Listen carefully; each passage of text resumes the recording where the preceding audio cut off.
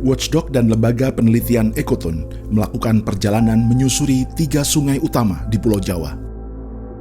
Perjalanan dimulai dari timur, di mana 1,5 juta popok bekas dibuang setiap hari di daerah aliran Sungai Brantas.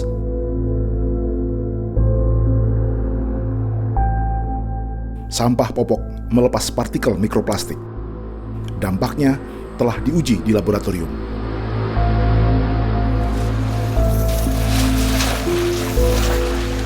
Ikan-ikan di Sungai Brantas mengalami perubahan hormon yang membuat populasi ikan betina 4 kali lebih banyak dari ikan jantan. Ikan juga mengalami interseks alias berkelamin ganda. Jika dapat terjadi pada ikan, seberapa besar kemungkinannya juga terjadi pada manusia?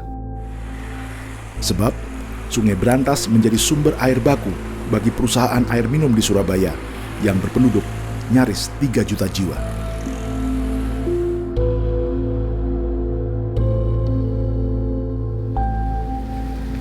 Kami menyusuri sungai di Pulau Jawa lewat jalan darat, sebab sumber masalahnya memang ada di daratan. Tapi sebelum beranjak ke episode 2, ada kesalahan informasi di episode pertama yang perlu diluruskan.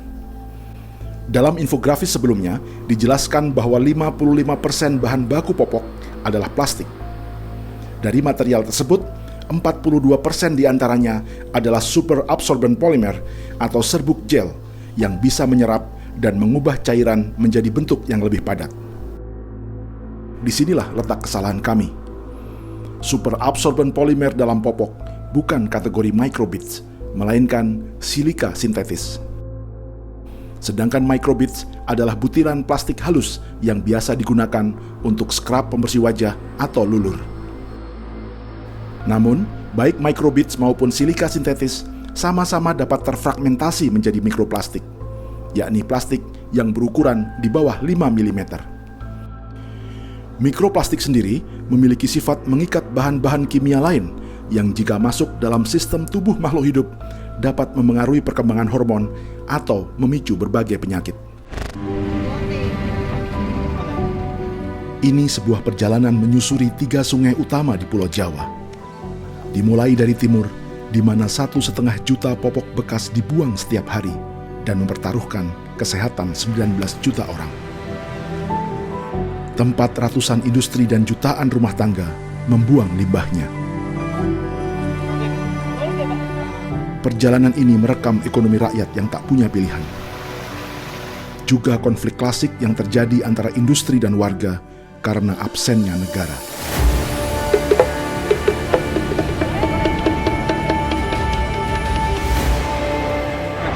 Sebentar lagi nggak boleh. Loh kak, pemberitahuannya kata siapa? Dari Prancis ini. Maju, maju.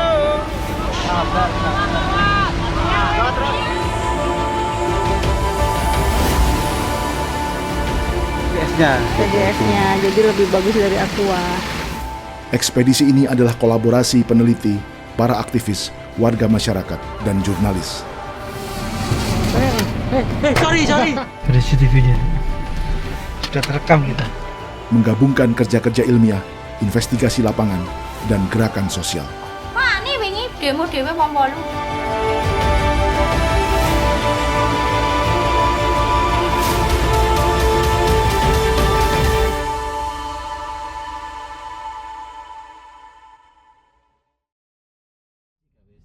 Foto kamera situ kayak gini kan golor kamera. Oke. Nah ini kita baru jalan 10 menit sudah masuk kampung. Ini mau kemana mas?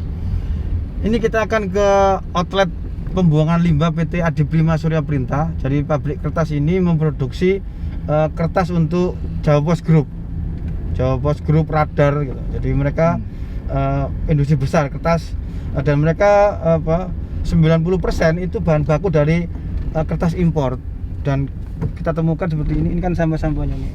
Ini sisa sampahnya. Udah lama sih ini sisa sampah mereka itu.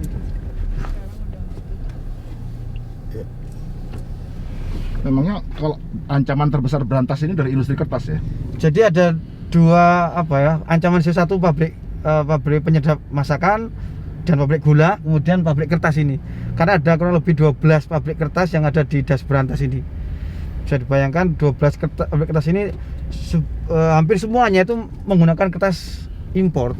Dan di sana ada kandungan plastiknya. Dan kita sudah menginvestigasi dan mendapatkan informasi bahwasanya di dalam kertas yang diimpor itu ternyata 40% itu adalah plastik, sampah plastik gitu. Ini yang kemudian bisa dipastikan limbah cair yang mereka buang itu menghasilkan mikroplastik gitu. Kalau penyedap dan pabrik gula apa? Penyedap dan pabrik gula ini kan ini pabrik yang haus air tuh ya. Kemudian mereka membuang limbah cair yang hasil kayak fermentasi. Ini juga sebenarnya limbah ini nggak masalah kalau mereka masuk ke sungai diolah gitu loh. Problemnya adalah saat ini tidak diolah gitu loh. Karena kan ada 24 jam gitu loh. Kalau pengawasan hanya sekedar mengamati selama 2-3 jam gitu, ada kurang lebih 22 jam yang mereka tidak diawasi, dan itu mereka punya peluang untuk membuang limbahnya tanpa diolah. Mengolah limbah itu kan membutuhkan biaya besar ya, energi, listrik, kemudian bakteri itu. Maintenance itulah yang kemudian menghabiskan kurang lebih 25% dari biaya produksi itu. Maka daripada mereka membayar produksi untuk mengolah limbah, maka sebagian besar mereka curang dengan membuang limbah tanpa diolah langsung ke sungai gitu. Atau tinggal dinyatakan. Kami bermaksud mengambil sampel buangan air limbah sebuah pabrik kertas. Ada CCTV-nya. Kita sudah terekam kita. Ini apa? Ya ini kan pagi ya, mungkin mereka bagus lah.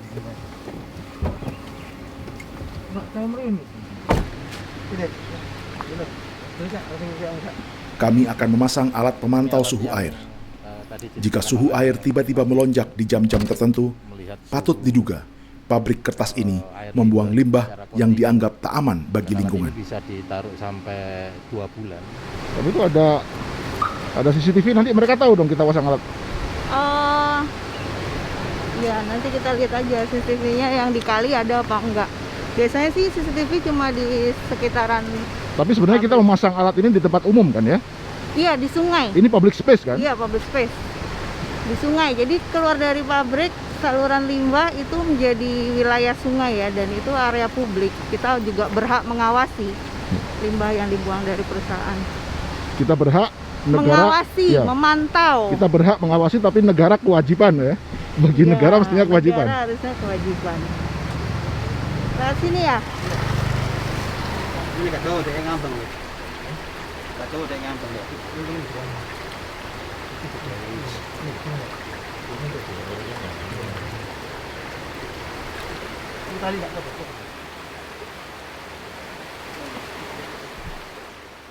Prigi, Daru, dan Amiruddin lalu mengambil sampel air untuk diteliti kandungan pencemaran dan kadar oksigennya. Nah, Berapa? ini TDS-nya 431. 431 ya. COD-nya lebih dari 10. TOC-nya lebih dari 10. Ada yang bisa menerjemahkan dalam bahasa Indonesia? Jadi kalau dari COD-nya ini standarnya untuk air sungai, ini kan air sungainya kelas 2 ya. Jadi standar COD-nya itu harusnya kurang dari kalau nggak salah kurang dari 6. COD itu untuk mengukur apa, Mbak? COD itu kadar oksigen terlarut yang bisa terurai secara proses kimia ya. Normalnya berapa seharusnya? Normalnya itu di bawah 6. Sementara ini adalah Ini lebih dari 10 ya. Lebih dari 10. Oke, terus indikator lain tadi apa lagi? Indikator lain itu ada TOC-nya juga lebih dari 10. Apa TOC itu? Nah, TOC total organik karbon. Ini kan pabrik kertas tuh bahan bakunya dari serat kayu ya. Nah, ya. itu kan bahan organik. Ya. Jadi mengandung bahan organik yang cukup tinggi. Artinya normalnya TOC sih belum ada standarnya. bukan ancaman kalau organik. Ancaman kalau dia terlalu banyak. Oke. Ya. Cuman ini karena kondisinya kita lihat juga bening ya limbahnya. Jadi kemungkinan ini kalau untuk air limbah masih memenuhi baku mutu dari keseluruhan maupun TOC-nya. Ya. Terus indikator ketiga tadi apa? Indikator ketiganya tuh TDS, Oke. total dissolved solid. Itu ion-ion terlarut dalam air. Nah, situ bisa jadi ada klorin, ada sulfat, fosfat, nitrat, juga mungkin ada logam berat. Berapa TDS-nya ini? TDS-nya di sini nggak terlalu tinggi ya, masih 431. Normalnya? Untuk industri itu bisa maksimal 2.000. Ini masih memenuhi untuk standar TDS-nya masih memenuhi. Tapi ini kondisinya siang dan biasanya siang dia memang lebih bagus air limbahnya. Nanti kita coba malam bagaimana kondisinya. Oke. Pemantauan pencemaran memang kadang harus dilakukan di malam hari. Sebab, menurut pengalaman mereka, inilah saat yang paling rawan di mana industri membuang limbah yang tidak diolah. Lekting. Saat ini kami berada di outlet buangan PT Adi Prima Suraprinta, pabrik kertas di Sumangkau, Wengenanom. Lalu dengan bukti-bukti di tangan, tak jarang para peneliti ini langsung mendatangi sumbernya saat itu juga.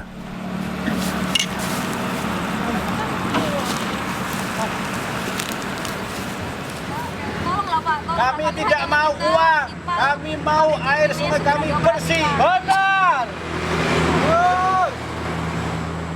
Tentu saja, tak sedikit yang terang-terangan membuang limbah tak terolahnya di siang hari.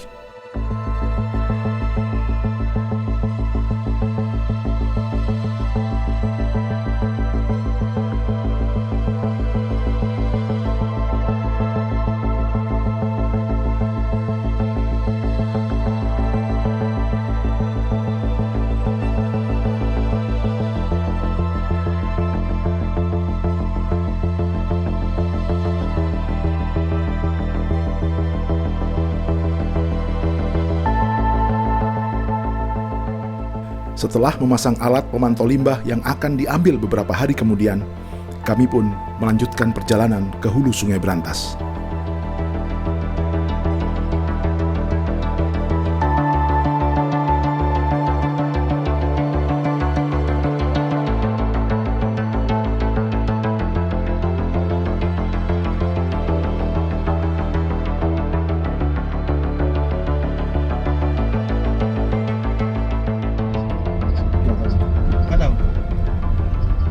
Kemana kita masuk gini sekarang?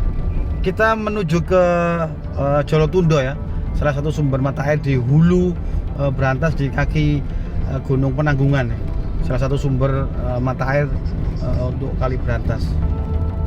Jadi kita mau melihat seberapa murni air Brantas sebelum tercemar. Ya, kita akan melihat air yang air istilahnya titik nol gitu ya, Kali Brantas. Asal muasal Kali Brantas.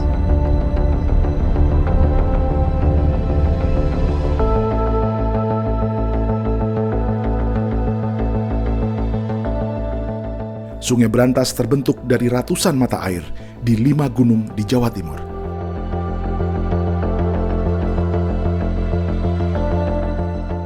Kawasan hulu yang paling terkenal adalah Desa Sumber Brantas di Kecamatan Bumi Aji, Kota Batu, yang berasal dari mata air di Gunung Arjuno. Alirannya melewati Kota Malang,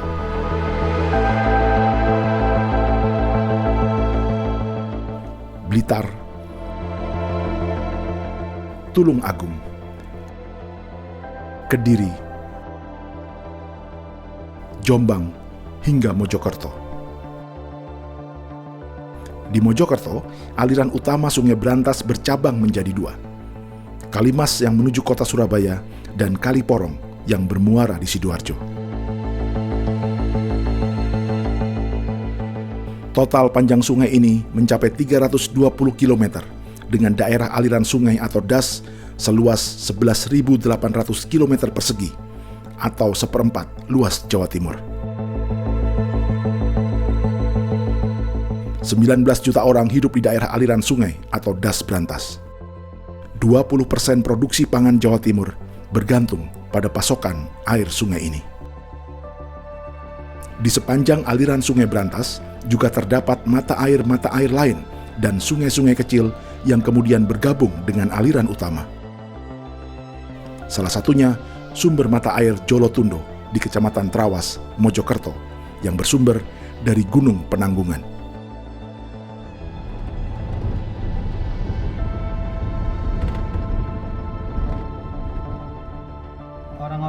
raja-raja dulu tuh menghargai air gitu, menghargai sungai gitu. Ya kemudian mereka kan mendirikan banyak candi, banyak membuat prasasti ya.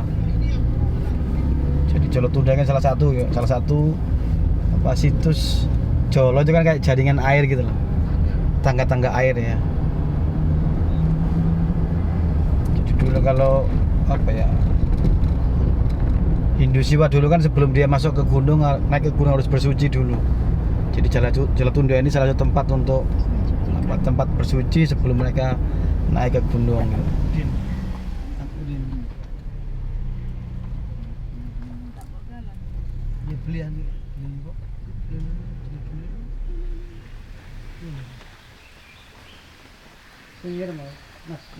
Jadi ini kan disebut apa, kayak candi dulu awalnya disebut Gemping gitu, ada tulisan Gemping gitu.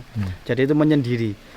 Ini kan ada semacam Raja Udayana, ada problem gitu, dia kemudian menyendiri di sini.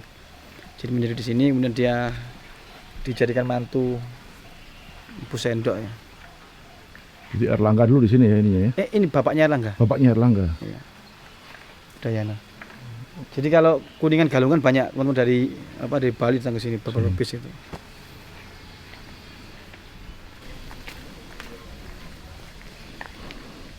Kalau ke sini mandi, Mas. Jadi kalau ke sini harus mandi. Harus mandi ya? Iya, ini kan kayak ya bagi kami ini kayak mericharge gitu loh. Kami akan mengukur kadar ion terlarut atau TDS dalam sumber air Jolotundo. Indikator ion terlarut ini untuk melihat apakah di dalam air terdapat kandungan material lain. Semakin rendah angka TDS, berarti semakin murni airnya. Eksperimen dulu. Masih bagus, Pak. Iya. Kalau Aqua tuh 150 sampai 170. Kalau ini cuma 67. TDS-nya. TDS-nya, jadi lebih bagus dari Aqua. Mantap. Saya langsung diminum, Pak, itu dari pancuran. Masih bagus. Jadi sumber air ini kualitasnya Layak diminum. Ini tuh zam-zamnya Jawa ini. Jadi air dari Jolotundo ini adalah zam-zamnya Pulau Jawa, Pak. Oh. Terbukti tadi kan apa, kemudian TDS-nya rendah sekali. TDS-nya 70. coba diulang lagi TDS tahu Mbak? TDS itu kadar ion terlarutnya, ini 69. Kalau kita ukur Aqua tuh 150 sampai 200. Ini lebih kecil, lebih rendah. Ya, jadi lebih murni airnya. Oh, tadi. Ini hari ini nih. Itu air situ ya? Beda. Nggih. Padahal botolnya Nestle ini ya? Betelnya le mineral. Nestle iya. Dibuang tadi. Jadi diminum dulu. Piannya gimana, Pak? Jadi kita harus mandi di sana. Nanti kita harus mandi. Ini tempat dulu Raja Udayana Gimping ya, menyepi gitu, dari kehidupan dunia. Akhirnya ya dari apa, raja pilihan menjadi menantunya Empu Sendok, melahirkan Airlangga.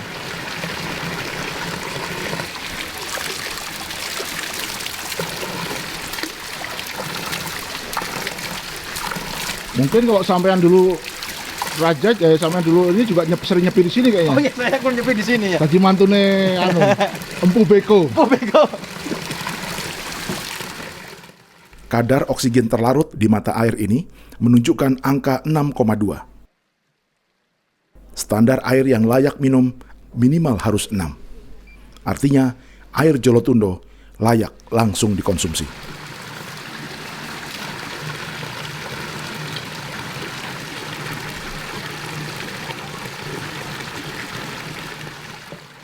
Sementara Dr. Daru sibuk meneliti kualitas air, Prigi dan Amiruddin bersiap mandi. Sampai ini muda Mas. Mas, enggak ya. Elah kabeh udah ini.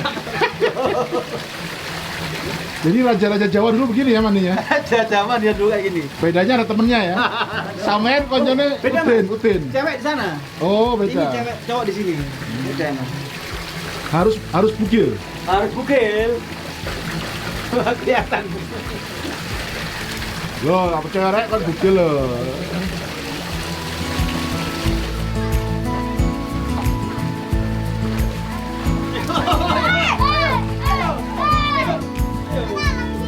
Gerak.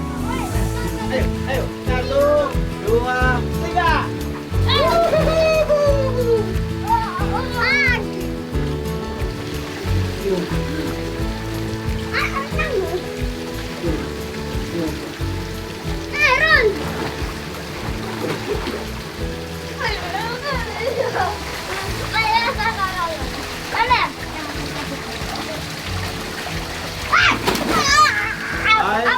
Masih banyak kegiatan yang menggunakan plastik yang sulit untuk kita tinggalkan. Salah satunya adalah ini bungkus kembang ini ya. Jadi kembang ini masih menggunakan plastik. Jadi ke depan mungkin kita harus menggunakan bungkus kembali ke daun ya seperti ini ya. Daun. Jadi, bisa kita menggunakan daun untuk membungkus kembang dengan tidak menggunakan plastik seperti ini. Oke, selamat Hari Bumi. Mari melangkah ke masa depan. Jangan lupa untuk menyaksikan Pulau Plastik tanggal 22 April di gedung bioskop di seluruh Indonesia. Jangan lupa. Dan saya kira ini pertama kalinya orang on cam sambil bugil ya. Contoh gawe video ini. Woi, pepek.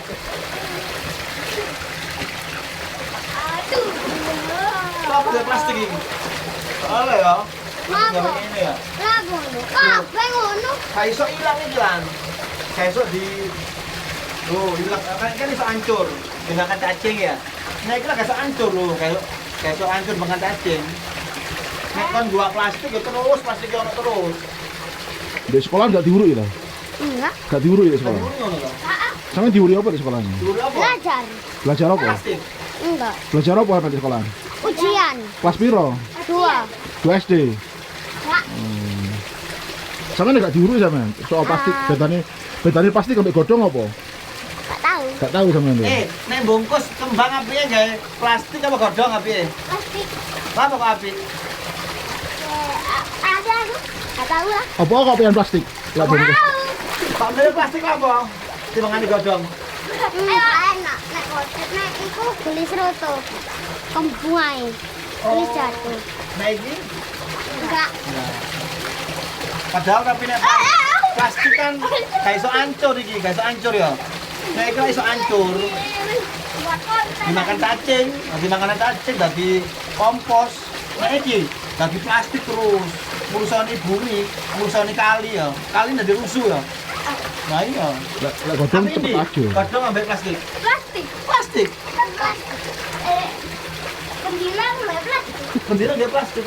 Lu nenek mesti nggak plastik nek bawa bunga. Oh. Nek kau bisa dari mas Blas. Nek kau bisa dari.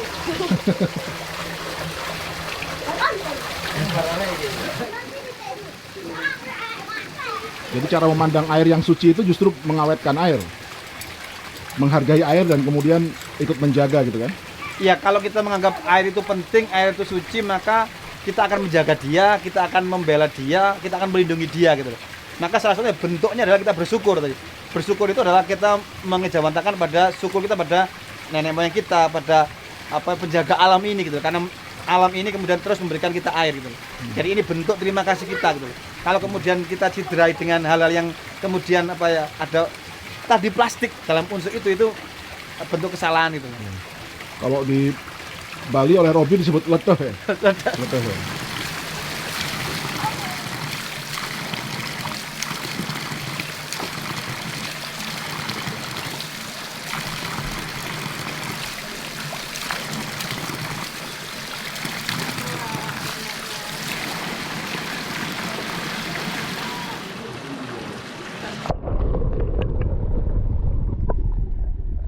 Kita lagi mengambil sampel air ya untuk kita melihat kandungan mikroplastik yang ada di sumber air Jolopunda ini. Jadi kita akan ngambil sekitar 100 liter. Ini sekitar 3 menit waktu yang kita perlukan untuk volume 1 liter.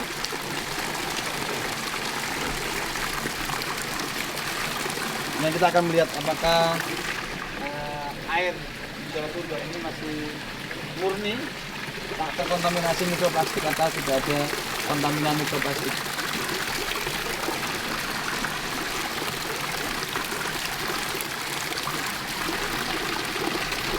Jadi yang kita pakai ini plankton net, dia mesh ukurannya 300, jadi dalam 1 inci ada 300 benang. Dan ukuran mikroplastik itu adalah dari setengah senti atau 5 mili. Jadi akan terjebak di dalam jaring ini. Jadi kalau ada mikroplastiknya akan terjaring ya? Dia akan terjaring, karena ukurannya kan 5 mili, besar sekali. Ukurannya 0,5 mili kan mikroplastik itu? 0,5 Mili. Iya. oh, enggak, 5 mili. Ukuran dia tuh 5 mili Itu mikroplastik. mikroplastik atau setengah senti, 0,5 cm atau Oh. 5 mili.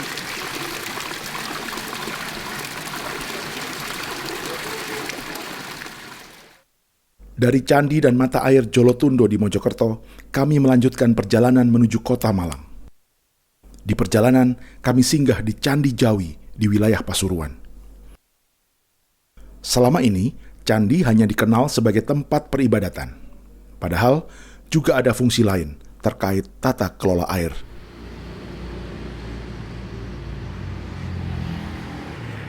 Fungsi air yang di Candi Jawi ini dia untuk mengontrol debit air sebelum dia keluar untuk mengairi irigasi sawah, persawahan ya kan. Jadi kontrolnya di sini. Jadi ini pintu air ini ya?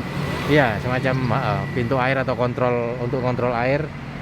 Ketika debit airnya turun. Oh, untuk atau indikator tinggi, maksudnya? Untuk indikator. Oh, itu indikator, tadi, oke. indikator. Jadi kalau musim kemarau sudah langsung kelihatan ya, debitnya pasti turun ya? Turun, ya itu. Nah, nanti mereka ngaturnya di pintu-pintu air itu supaya debit airnya terus naik.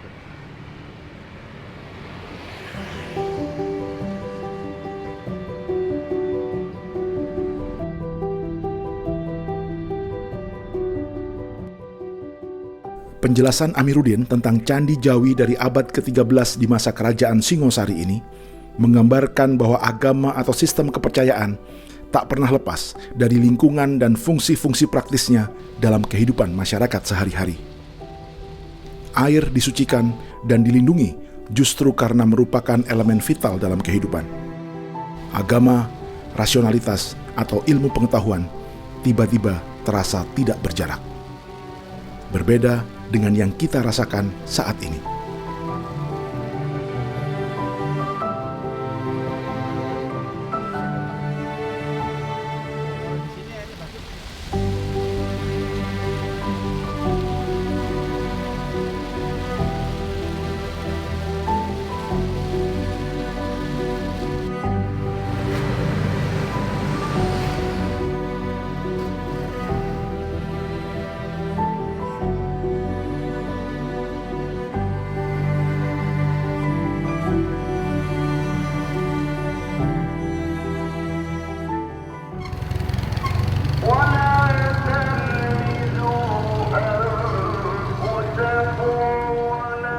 Perjalanan lalu kami lanjutkan dengan menyusuri bagian hulu Sungai Brantas yang melintasi di sebuah permukiman padat penduduk di Kota Malang, Jawa Timur.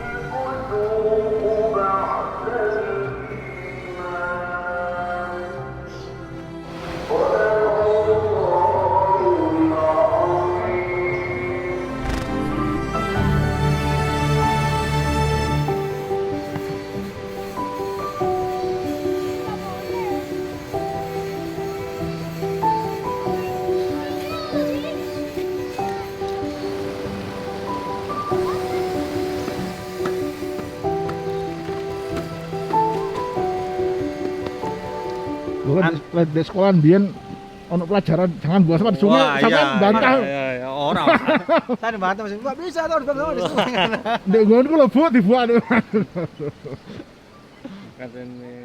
Mas, jenenge Mas.